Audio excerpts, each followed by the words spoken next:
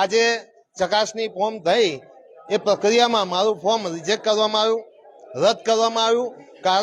કારણ કે કોંગ્રેસ પાર્ટીએ જ્યારે અમારી પર વિશ્વાસ મૂકીને પેનલ બનાવીને મજબૂત ઉમેદવારોને બેન્ડેડ આપીને અહીં આગળ આ મોકલ્યા હોય ત્યારે આ મજબૂત પેનલ આવે છે એવું સામે પક્ષવાળાને દેખાઈ ગયું છે.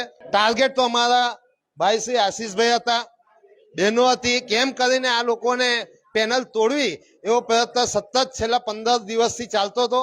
15 દિવસની અંદર અમે લોકોએ કલેક્ટર ઓફિસ ગયા, કોર્પોરેશન ઓફિસ ગયા, પણ આ ભ્રષ્ટ અધિકારીઓ જે અત્યારે સત્તા પર બેઠેલાના માણસો છે એમને 2 નંબરની પુરવણી જાહેર નહીં થવા દીધી અને મારું ફોર્મ રદ કરાવ્યું છે. પણ એ ભૂલી ગયા છે કે ભલે હું નથી લડતો પણ મારા સાથી મિત્ર એવા હિતેશભાઈ માછી લડે છે અને અમે બધાની તાકાત લડાવીને મારી બી તાકાત એમની સાથે છે અને જીતાડી લાવીશું ને આ લોકોને બતાવીશું 100% કે ભાઈ તમે ગમે તે કરી લો, કોંગ્રેસની પેનલ આવે છે અને એ બી જંગી બહુમતીથી જીતીને આવે છે. જી જરૂરથી બતાવી દઉં. વોર્ડ 15ના ઉમેદવાર કોંગ્રેસ ઉમેદવાર 100% જીતવાના છે.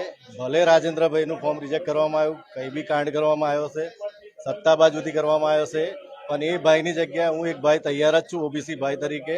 અને હવે અમે ડબલ મહેનત કરી, ડબલ સ્ટ્રોંગ 2 ભાઈઓ ભેગા થઈને પૂરી પેનલને સારી રીતે જીતાડીને રહીશ. પણ અમારી તૈયારી પૂર્વ પહેલેથી હતી. અમને પહેલેથી અંશ આવી ગયેલો હતો કે આવું કંઈક બનશે. એના માટે મેં મારી પૂરી ડમી ફોર્મની તૈયારી રાખેલી હતી અને દાવેદારી કરી.